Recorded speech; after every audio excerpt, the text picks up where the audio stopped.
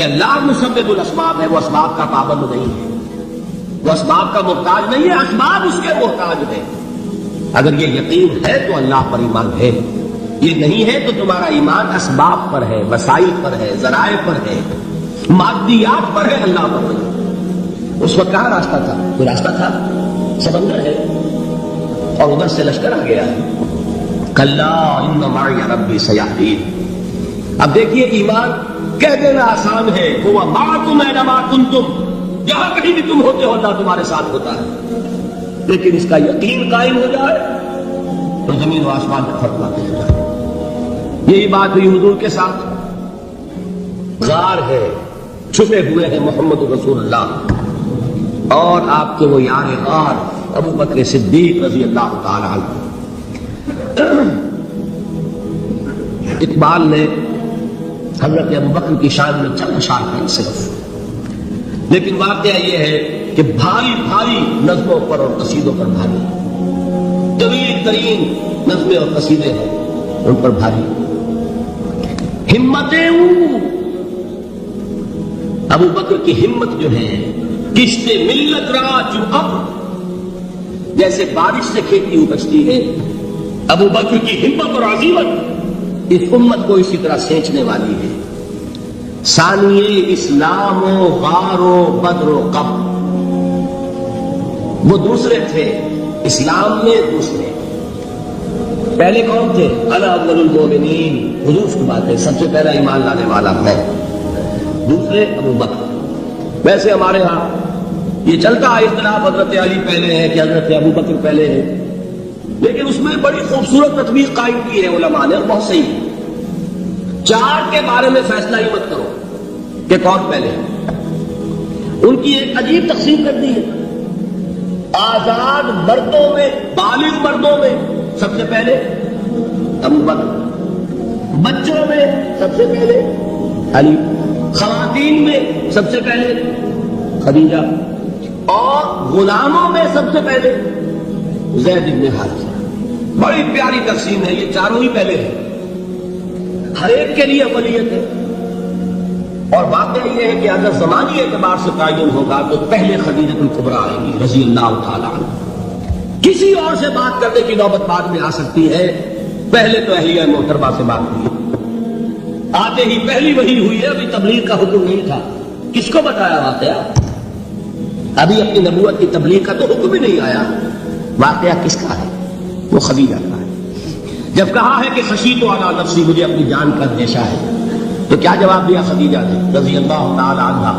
وہ صدیقۃ الکبریٰ ہے، صدیقات جو ہے خواتین ان میں چوٹی پر خدیجہ الکبریٰ رضی اللہ تعالی عنہ، اور صدیق جو مرد ہے ان میں صدیق اکبر ہے ابو بکر صدیق رضی اللہ تعالی عنہ، لیکن صدیقات میں چوٹی۔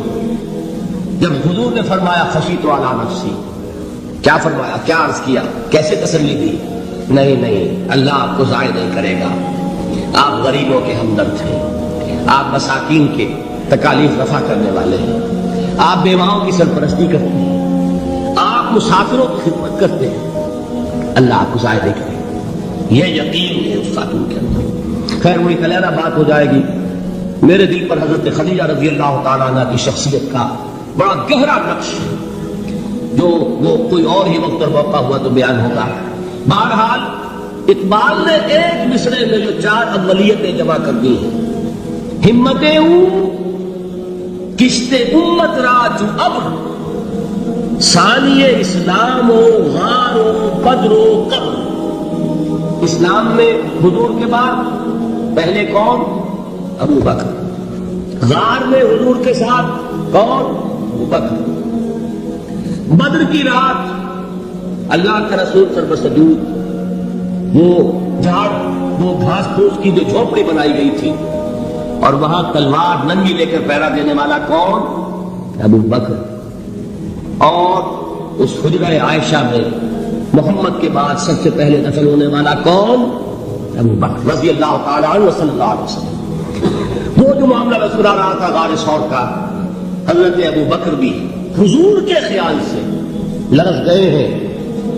آپ کو یاد ہوگا کہ جا کر پہلے تمام جتنے سوراخ تھے انہیں بند کیا، ایک سوراخ رہ گیا تھا جس کو بند کرنے کے لیے کوئی کپڑا نہیں تھا، وہاں اپنی ایڑی رکھی ہے، تب کہا ہے حضور سے تشریف لائیے، اور اپنے زانو پر حضور کو لٹایا ہے، اور وہاں کسی موذی جانور نے کاٹا، حضور کی آنکھ لگ گئی تھی، اس وقت اس بل کے اندر جو بھی بچھو ہے کیا ہے اللہ عالم، اس نے کاٹا ہے، اس کی تکلیف کی وجہ سے ابو بکر کی آنکھوں سے آنسو ٹپک گئے، حضور کے چہرے مبارک پر پڑے ہیں، تو حضور جاگے معاملہ کیا ہے، ایڑی نہیں ہٹائی وہاں سے، مبادا وہ جان کر وہاں سے نکل کر محمد الرسول اللہ کو کوئی گزن پہنچا دے، ابو بکر کی ایڑی ہے، جس طرح چاہے کھا لے، ختم کر دے، جان نکل جائے تب کوئی آج آئے محمد پر تو آئے، لیکن جیتے جیتے وہ ہے ابو بکر۔ حضور کے خیال سے اس وقت حضور نے پھر اپنا دعا تو دہن لگایا ہے، اور اس سے پھر آپ کی تکلیف ختم ہوئی، جیسے خیبر میں حضرت علی کی آنکھ دکھ رہی تھی، اس کو جو شفا حاصل ہوئی وہ بھی حضور کے دعا دہن سے ہوئی۔ تو بہرحال اس وقت انہوں نے کہا ہے کہ اے نبی یا رسول اللہ، اگر اس وقت ان میں سے کسی نے غیر ارادی طور پر بھی اپنے قدموں کی طرف جھانک دیا تو پکڑے جائیں۔ کیا جواب تھا اللہ کے رسول کا؟ لا تحزن ان اللہ معنا، اللہ ہمارے ساتھ سے کیوں گھبراتے ہو ابو بکر؟ یہ ہے ایمان باللہ، میرا مالک اللہ، میرا رازق اللہ، میرا محافظ اللہ، میرا مددگار اللہ، میرا پشت پناہ اللہ، میرا دوست اللہ۔ یہ دوستی ہے اللہ کی جو لب لباب ہے، حاصل ہے ایمان کا، اسی کا نام ولایت ہے۔ اور یہ اللہ کے سروں پر سیم نہیں ہوتے، جس کے دل میں ایمان راسخ ہو چکا ہو وہی اللہ کا ولی ہے، جسے اللہ پر یقین ہو چکا ہے وہی اللہ کا ولی ہے، جسے یقین ہے اللہ میرے ساتھ ہے، میرا مددگار، میرا پشت پناہ، میرا ساتھی، میرا دوست، میرا محبوب، میرا محب۔ اللہ اہل ایمان سے محبت کرتا ہے، واللہ یحب الصادقین، ان اللہ یحب الذین یقاتلون فی سبیلہ صفا کانہم بنیان مرصوص۔ اللہ محبت کرنے والا، اہل ایمان محبوب، اور اہل ایمان محبت کرنے والے اللہ محبوب۔ والذین آمنوا اشد حبا للہ۔ آپ تصور کیجئے جس سے یہ رشتہ ایمان یا رشتہ ولایت حاصل ہو جائے، الا ان اولیاء اللہ لا خوف علیہم ولا هم یحزنون، آگاہ ہو جاؤ اللہ کے دوستوں کے لیے نہ کوئی خوف ہے نہ کوئی حزن ہے۔ اور میں بیان کر چکا تھا خوف اور حزن کے خاتمے ہی کا نام امن، زوال خوف، زوال حزن۔ یہ خوف اور حزن کیوں آتے ہیں بار بار؟ اللہ تخافوا ولا تحزنوا، دونوں آ گئے، الا ان اولیاء اللہ لا خوف علیہم ولا هم یحزنون، یہ وہی دو۔ وہ کیوں ہے؟ خوف ہوتا ہے کسی مستقبل کی بات کا، یہ نہ ہو جائے، وہ نہ ہو جائے، یہ نقصان نہ پہنچ جائے، یہ تکلیف نہ ہو، یہ قدم نہ آ جائے، خوف ہے مستقبل سے۔ حزن ہے یہ کیوں ہوا، یہ نہیں ہونا چاہیے تھا، یہ میرا فلاں چیز میرے ہاتھ سے جاتی نہیں، فلاں موقع نکل گیا، اب بیٹھے ہوئے ہیں اندر ہی اندر پڑھ رہے ہیں، صدمہ ہے اور رنج ہے۔ اور جو اللہ پر ایمان رکھتا ہے وہ جانتا ہے ما اصاب من مصیبت فی الارض ولا فی انفسکم الا فی کتاب من قبل ان نبرأها ان ذلک علی اللہ یسیر لکے لا تعصوا علی ما فاتکم ولا تفرحوا بما آتاکم واللہ لا یحب کل مختال فخور۔ اس زمین میں یا تمہاری جانوں میں کوئی تکلیف، کوئی مصیبت نہیں آ سکتی سوائے اس کے کہ جو اللہ نے لکھ لی ہو اس سے پہلے کہ وہ ظاہر ہو۔ جس کو یہ حقیقت معلوم ہو گئی اس کو یہ طرز عمل اختیار کرنا چاہیے، جو چیز چھن جائے، جاتی رہے، چھوٹ جائے، اس پر افسوس نہ کرو۔ کس نے چھینی؟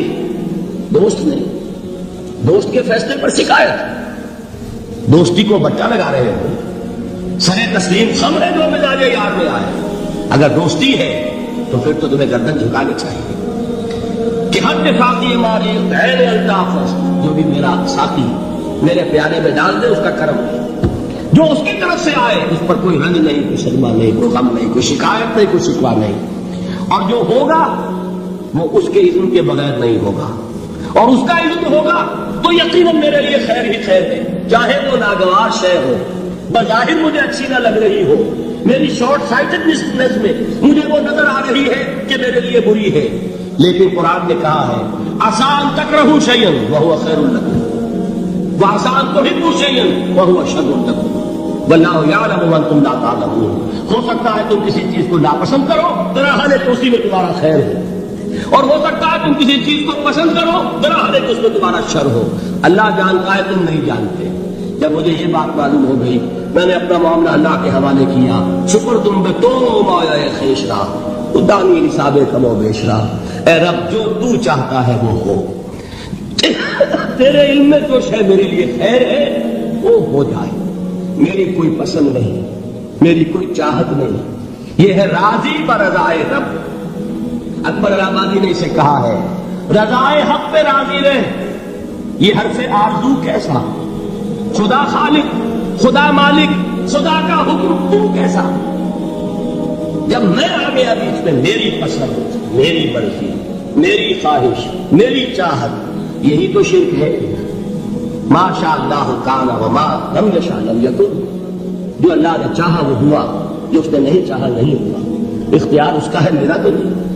رضائے حق پہ راضی رہے، یہ حرف آرزو کیسا؟ خدا خالق، خدا مالک، خدا کا حکم تو کیسا؟ اقبال نے اسے کہا ہے فارسی میں. اب آپ کہیں اس کا ترجمہ بھی کرو تو وہ مجھے ذرا اس وقت کچھ بہت ہی بدذوقی کسی بات نظر آئے گی. جائیے پوچھئے کسی سے جسے فارسی آتی ہو. برو کشید پہ جا کے ہست بود مرا، کیوں کہا کہ مقام رضا کشود مرا. مجھے تو تمام پیچ و خم سے نکال دیا اس مقام رضا نے. میں راضی برضائے رب ہوں. جو فیصلہ اس کا، میں اس پر راضی. تو کہاں کا حزن اور کس کا خوف؟ یہی زوال حزن و زوال خوف، یہی ہے امن. یہ نتیجہ ہے ایمان کا. تو جان لیجئے یہ ہے لب لباب، یہ ہے حاصل ایمان کا. یہ ہے تو ایمان ہے، یہ نہیں ہے تو ایمان نہیں.